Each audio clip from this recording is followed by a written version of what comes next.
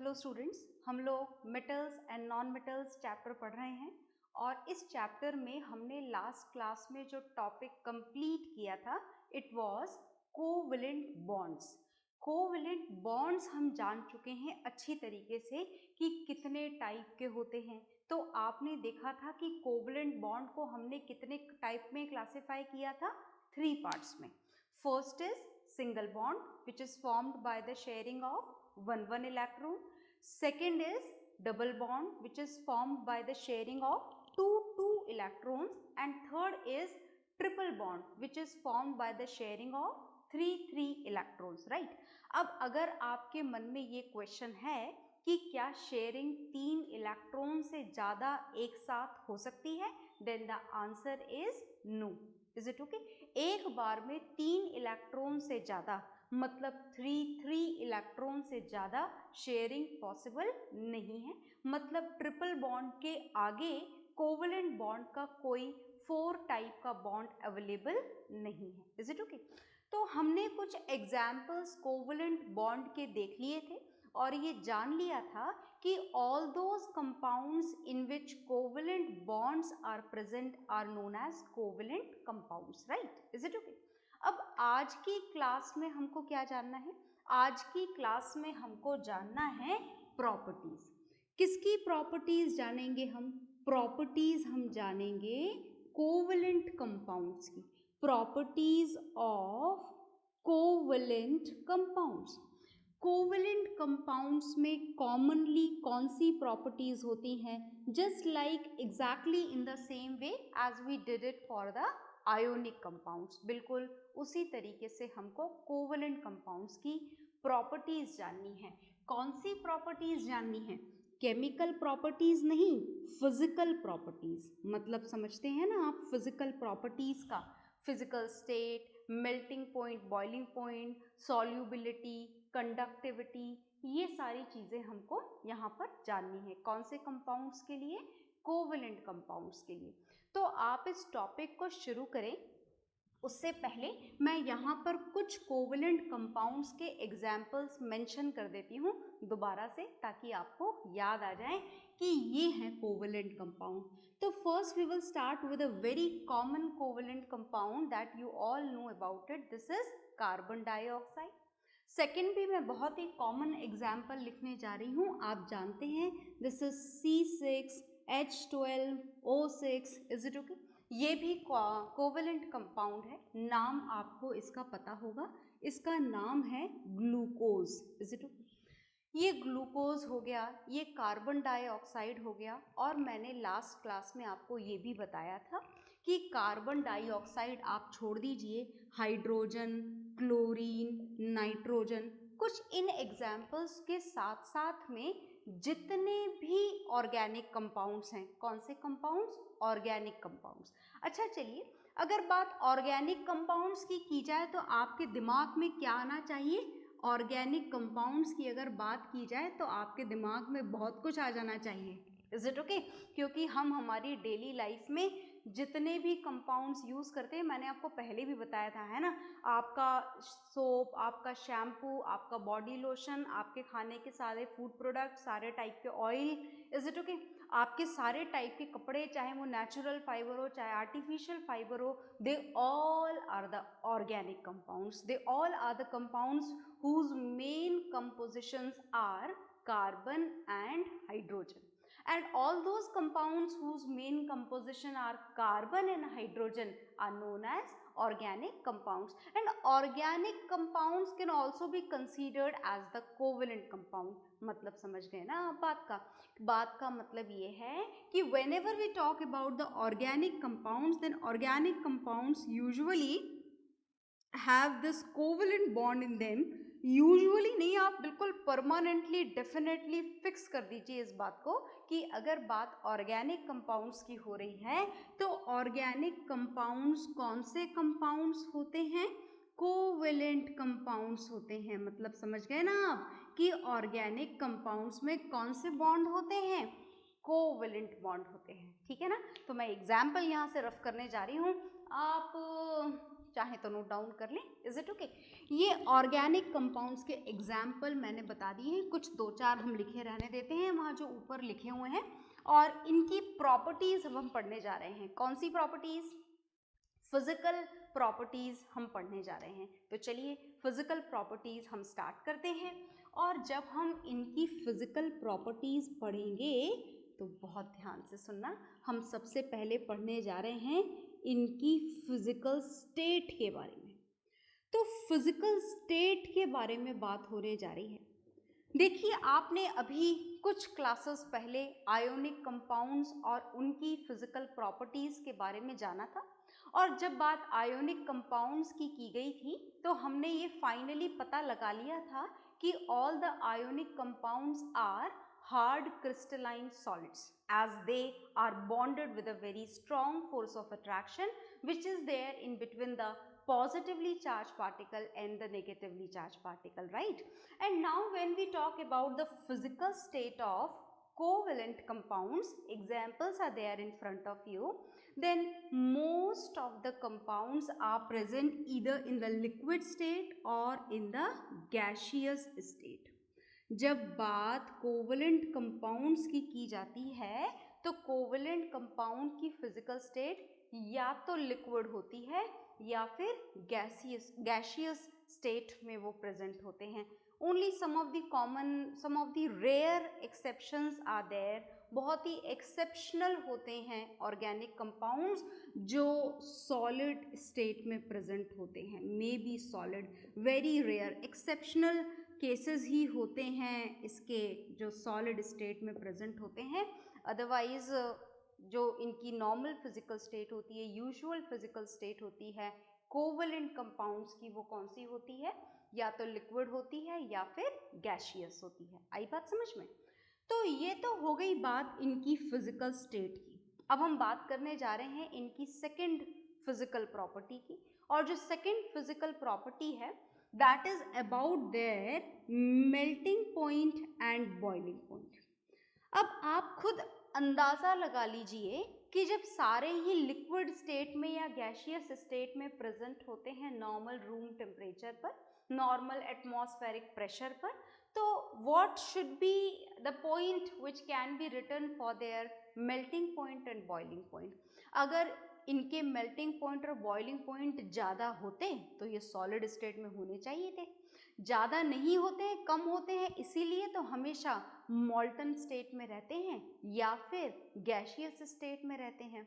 आई ना बात समझ में? मतलब बात ये है कि अगर कोवलेंट कंपाउंड्स के मेल्टिंग पॉइंट्स और बॉइलिंग पॉइंट्स के बारे में लिखा जाए तो आप लिखेंगे they have low melting point and low boiling point as well. Is it okay? So these are the two physical properties of covalent compounds, and now we are going to write down this third physical property.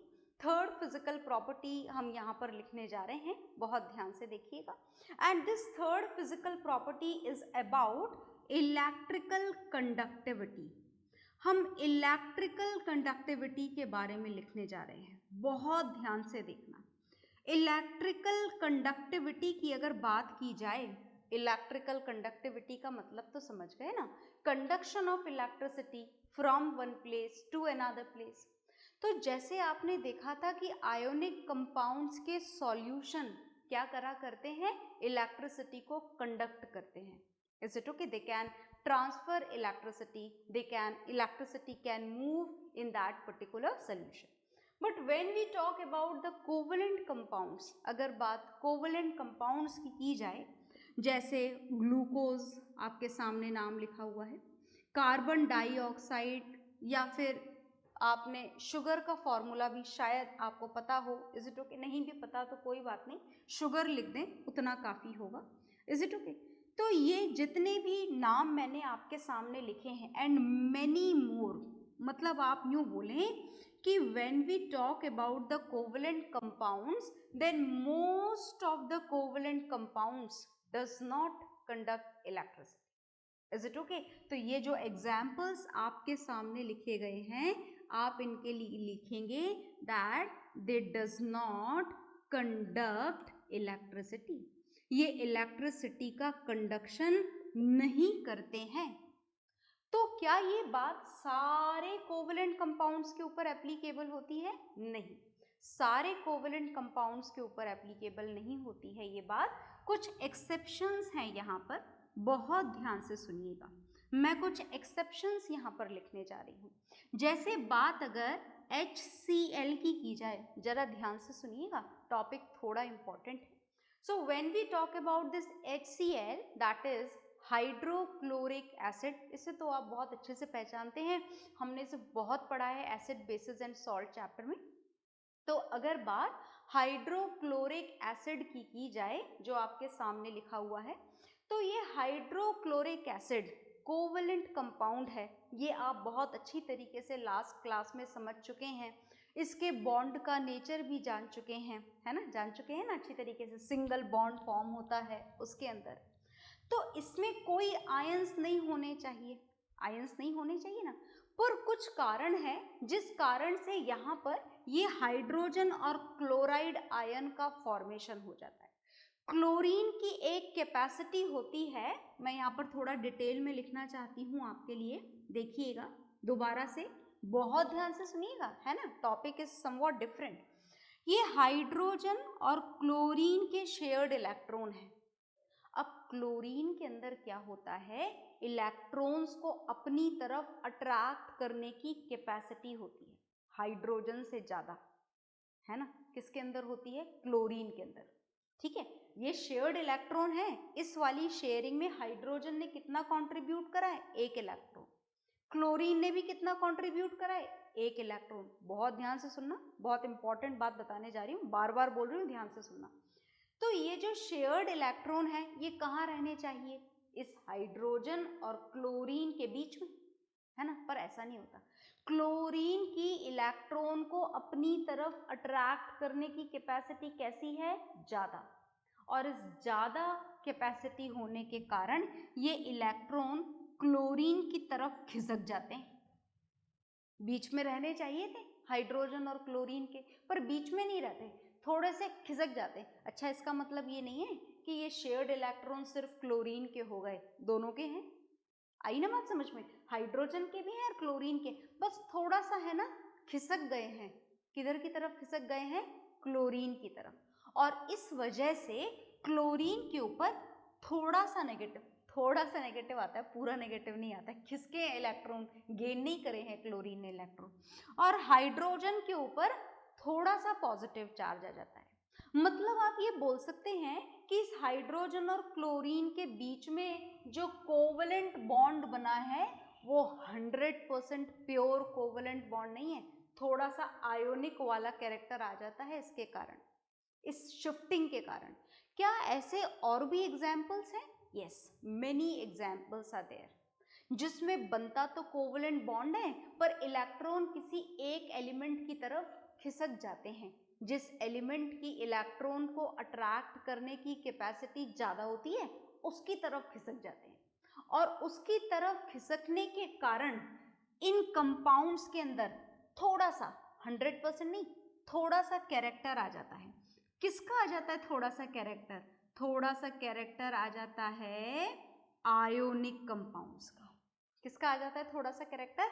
Ionic compounds का थोड़ा सा character आ जाता है। और उस कारण से अगर आप इस आयोनिक कंपाउंड की बात करें या ऐसे कुछ और कोवेलेंट कंपाउंड की बात करें जिसमें इलेक्ट्रॉन ऐसे खिसक जाते हैं, उनके अंदर थोड़ी सी प्रॉपर्टीज आ जाती हैं आयोनिक कंपाउंड की, जिसके कारण ये क्या करना शुरू कर देते हैं, दे स्टार्ट कंडक्टिंग इलेक्ट्रिसिटी। ये इलेक्ट्रिसिटी का कंडक्शन स्टार्ट कर देते हैं। Is it okay? तो बात समझ में आ गई ना? तो अगर ऐसे इलेक्ट्रॉन की शिफ्टिंग ना हो, इलेक्ट्रॉन बिल्कुल बीच में रहे, तो उसे 100% प्योर कोवेलेंट कंपाउंड बोला जाता है। ये कोवेलेंट कंपाउंड तो है पर कैसा है, 100% प्योर कोवेलेंट कंपाउंड नहीं है। क्यों नहीं है, कारण समझ में आ गया ना पूरा का पूरा? तो because of that only some exceptions are there of the covalent compounds which have some of the properties of ionic compound, because of which they start conducting electricity. So whatever is there on the board you just note it down, note down करेंगे आप, फिर हम थोड़ा और आगे पढ़ेंगे इसके बारे में। तो नोट डाउन कर लिया होगा, नोट डाउन वीडियो पॉज करके करना होता है आपको, नोट डाउन आप ज़रूर करें, क्योंकि देखो नोट्स में कुछ और एग्जाम्पल होते हैं, हम यहाँ एग्जाम्पल्स थोड़े अलग पढ़ लेते हैं, तो आपको क्या है एग्जाम्पल्स का कलेक्शन हो जाता है आपके पास में, और कलेक्शन होना ज़रूरी है, तो इसीलिए आप अपने नोट्स ज़रूर बनाएंगे। ये बात मैं आपको बार बार याद दिलाती हूँ, तो ये काम आपको करना है। तो आपने यहाँ पर कोवेलेंट कंपाउंड्स की कुछ प्रॉपर्टी पढ़ी है, कुछ और मैं आपको बताना चाह रही हूँ यहाँ पर। अब जो हम देखना चाह रहे हैं कोवेलेंट कंपाउंड की नेक्स्ट प्रॉपर्टी, वो है इसकी सॉल्यूबिलिटी। क्या पढ़ने जा रहे हैं आप पढ़ने जा रहे हैं सॉल्यूबिलिटी। सॉल्यूबिलिटी का क्या मतलब है? जैसे आपने जाना था कि जो आयोनिक कंपाउंड्स हैं they are soluble in water but are insoluble in organic solvent. अब देखो बात, अब जब कोवेलेंट कंपाउंड्स की जाए तो अब हम जान ही चुके हैं, तो थोड़ा और जान लेते हैं। क्या जाना हमने कोवेलेंट कंपाउंड्स में? बहुत ध्यान से सुनना, ये बात बड़े काम की है, बहुत काम आएगी आपके।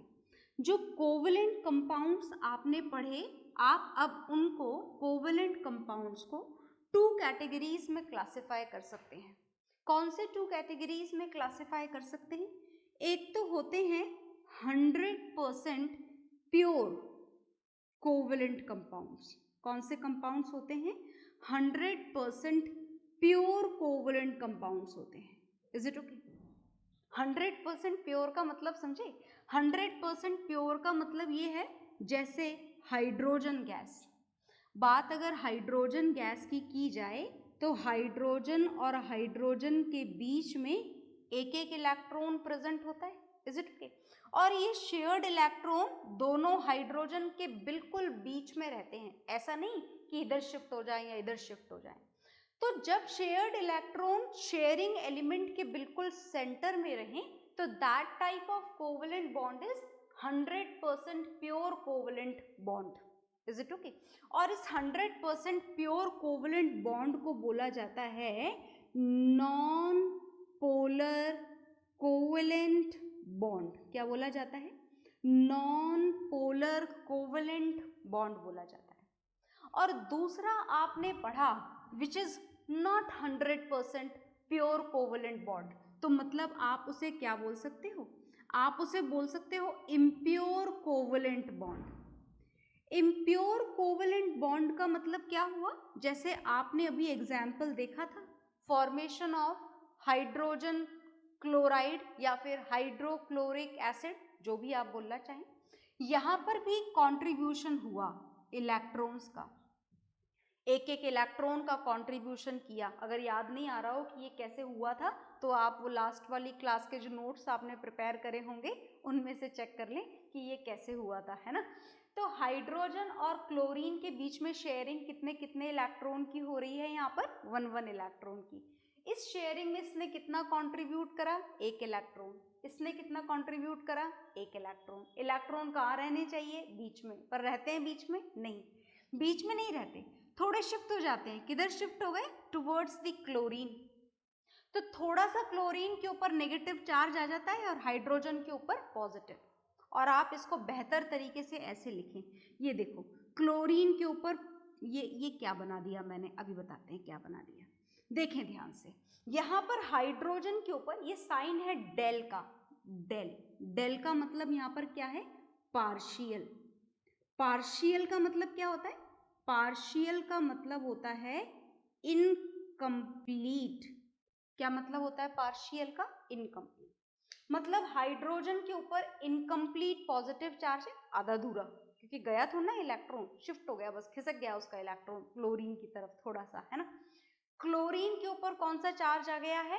पार्शियल नेगेटिव चार्ज आ जाता है। Is it okay? और इस कारण से कोवेलेंट बॉन्ड बनने के बावजूद इस पर्टिकुलर कंपाउंड में, not only this, many more examples are also there, तो इन कंपाउंड्स में थोड़ी प्रॉपर्टीज आ जाती हैं। किसकी? आयोनिक कंपाउंड्स की। किसकी प्रॉपर्टीज आ जाती हैं? आयोनिक कंपाउंड्स की प्रॉपर्टीज आ जाती हैं। और देखो ये पोल्स बन गए ना, ये पॉजिटिव चार्ज इधर, नेगेटिव चार्ज इधर, तो पोल्स बन गए हैं इसका मतलब। और पोल्स बन गए हैं इस कारण से इसे बोला जाता है पोलर कोवेलेंट कंपाउंड्स। क्या बोला जाता है?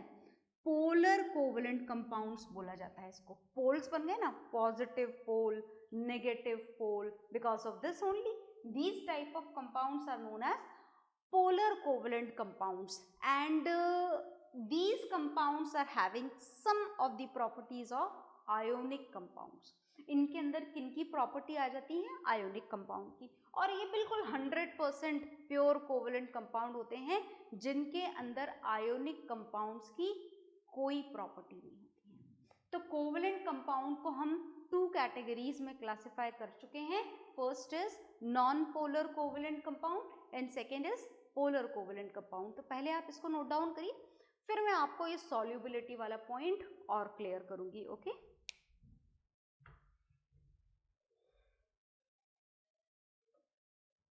तो आपने नोट डाउन कर लिया होगा और बहुत ही अच्छी तरीके से नोट डाउन करिएगा। ये बहुत इंपॉर्टेंट पार्ट है ये आपके चैप्टर का। तो अब आपने पढ़ा कि भाई कोवेलेंट कंपाउंड 2 टाइप के हो गए। एक तो हो गए बिल्कुल 100% प्योर वाले कोवेलेंट कंपाउंड, और एक हो गए थोड़े से इम्प्योर वाले कोवेलेंट कंपाउंड जिनके अंदर थोड़ी सी प्रॉपर्टीज किसकी होती हैं? आयोनिक कंपाउंड्स की, है ना।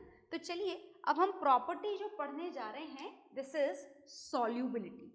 तो सॉल्युबिलिटी जानने के लिए आप 2 टाइप के कंपाउंड्स की सॉल्युबिलिटी जानेंगे। एक तो आप जानेंगे पोलर, बहुत ध्यान से सुनना, पोलर कोवेलेंट, बहुत ध्यान से सुनना, पोलर कोवेलेंट कंपाउंड्स की सॉल्युबिलिटी के बारे में मैं आपको दोबारा याद दिला दूं कि ये पोलर कोवेलेंट कंपाउंड्स हैं which are not 100% pure covalent compound. For example HCl, in which chlorine is partially negatively charged and hydrogen is partially positively charged, and many more examples are also there. Similarly, we are going to talk about the second type of covalent compounds which are non-polar covalent compounds. दूसरे आपको कौन से पढ़ने? ये वाले कौन से वाले? नॉन पोलर कोवेलेंट कंपाउंड्स, जिसमें कहीं कोई आयन नहीं होता, no positive ion, no negative ion, no ion is there. Is it okay? And the example is glucose, जानते हो ना आप, शुगर एंड मेनी मोर।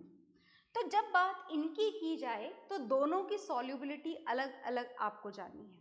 बात अगर पोलर कोवेलेंट कंपाउंड्स की जाए तो they are soluble in water, ये वाटर में डिसॉल्व हो जाते हैं आयंस होने के कारण। और बात अगर इनकी की जाए 100% प्योर कोवेलेंट कंपाउंड्स की अगर बात की जाए तो ये वो कोवेलेंट कंपाउंड्स हैं विच आर इनसॉल्यूबल, ये इनसॉल्यूबल होते हैं।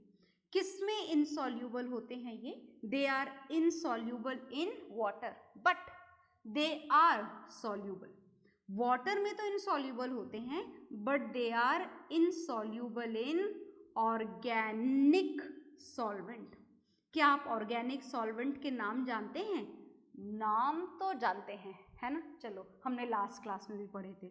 नाम है अल्कोहल।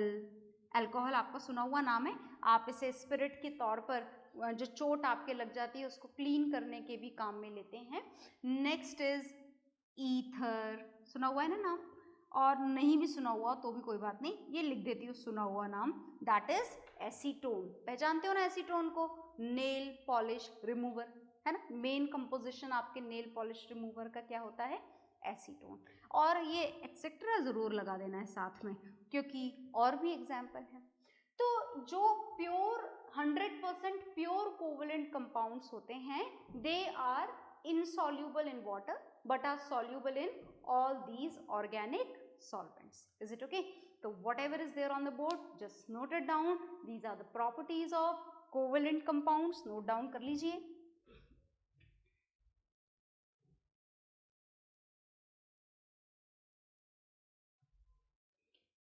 हाँ जी, तो आपने ये कोवेलेंट कंपाउंड की प्रॉपर्टी नोट डाउन कर ली होगी और आपने आयोनिक कंपाउंड्स की प्रॉपर्टी ऑलरेडी लास्ट क्लास में पढ़ ली थी। तो दोनों प्रॉपर्टीज में अगर आपसे डिफरेंसेस पूछे जाएं तो बस बीच में एक लाइन खींच देनी है, एक साथ आयोनिक कंपाउंड लिख देना है, एक तरफ कोवेलेंट कंपाउंड्स लिख देना है और सिमिलर प्रॉपर्टीज को वहां पर मैच करके आपको कंपाइल करके लिख देना है। Is it okay? तो इसी के साथ में हमारे कोवेलेंट कंपाउंड्स कंप्लीट हो गए हैं और नेक्स्ट क्लास में हम पढ़ेंगे next topic. Okay, bye everyone.